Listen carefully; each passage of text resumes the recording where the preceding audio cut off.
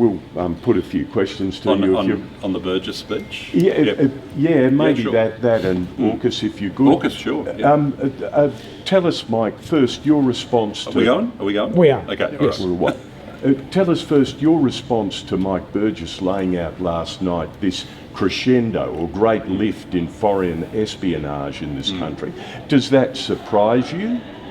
Not overly. Obviously, I was, as the head of the Home Affairs Department, read into a lot of this intelligence up until just shy of 2 years ago, so it's not surprising to me. We always learn something out of Mike's speeches. I congratulate the Director General for giving these speeches. Every now and then he doesn't overdo it. What was really interesting in last night's presentation was the release of this new economic modelling, quite innovative for a security service, in this case ASIO, partnering with the Institute of Criminology to work out a model whereby they've estimated the cost to the economy of $12.5 billion. I haven't dug into the methodology yet, but that was a really interesting innovation. Is that a particularly big number in your estimation? I mean, it's a big number. It's a big number in anyone's terms. I mean, it's loss of IP and it's cost to businesses remediating damaged systems and stolen systems. We have a $2 trillion plus economy, obviously. So if you look at it in proportionate and relative terms, it's not a big number relative to the size of the economy. However, it's a big number in absolute terms. So that's point one. Point two, the Director General did make the point that it's possibly an underestimate. This is the first time this model has been employed. So as they refine the model, it might be that the number either goes down if they get better, more accurate modelling, or indeed it could go up. What Mike has done, what the Director General has done, obviously he's created a benchmark now, both for himself and his successors, because we're going to want to be able to track through time what's happening with this cost of espionage number. Is it going down? Is it being contained? And hopefully, over time, is it being reduced dramatically? But it's also, I suppose, a message to companies and individuals to take a lot more care. Yes, yeah, and he had some examples in the speech, no doubt. Some of the case studies, presumably anonymised in the report, talk about the sorts of institutions. He talked about a media company, he talked about an agricultural research, either an institute or a company that had branches off an innovative plant taken. Yep. It's not just a matter of capturing, as you might think from the movies, government secrets by a spy trying to penetrate a government agency to steal government secrets. That's very important, and that is the spy versus spy challenge that's been going on for hundreds, if not thousands of years. But the idea of attacking researchers, media companies, private businesses is something that we should all take very seriously. Mr. Pezzullo, there's a lot of attention has been given to the example of public servants of defence putting their security clearance on LinkedIn. Given, I think that would shock a lot of people.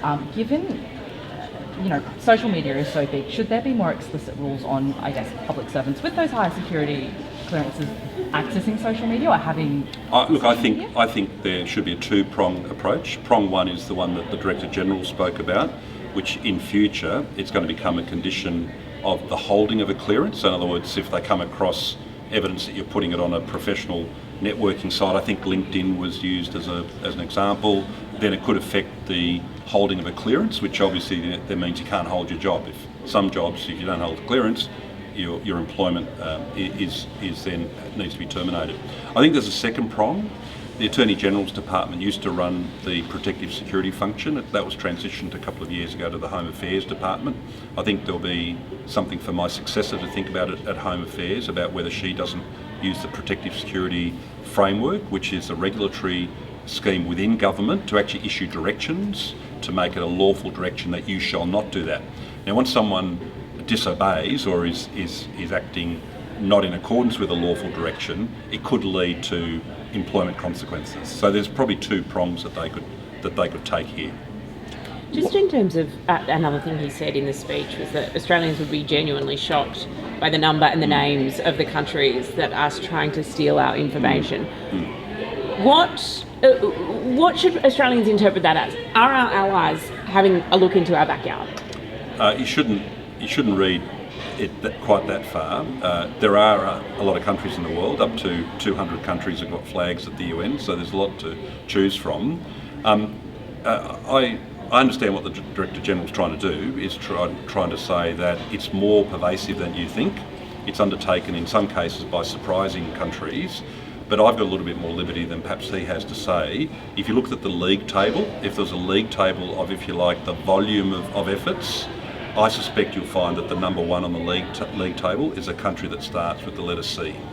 And that's just 2 weeks after the Prime Minister did a very happy, positive, upbeat visit to a country beginning with C.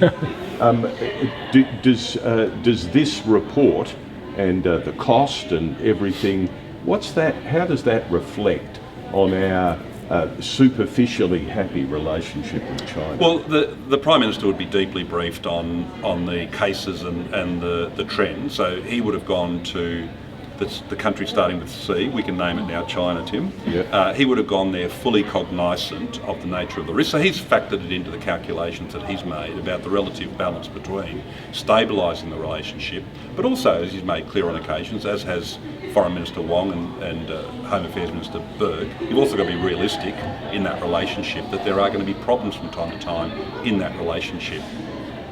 Right, and espionage, growing espionage is one of the big ones. Is one of the big ones, but so is them sending a naval task group around Australia, probably to rehearse missile strikes on Australia. I would have thought that's pretty significant too. So, look, it's a complex relationship.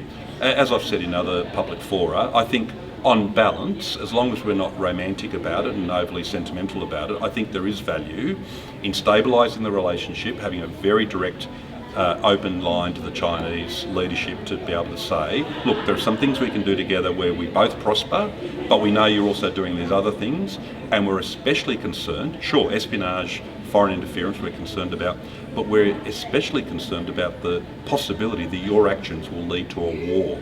A war over, for instance, your desire to acquire Taiwan through force.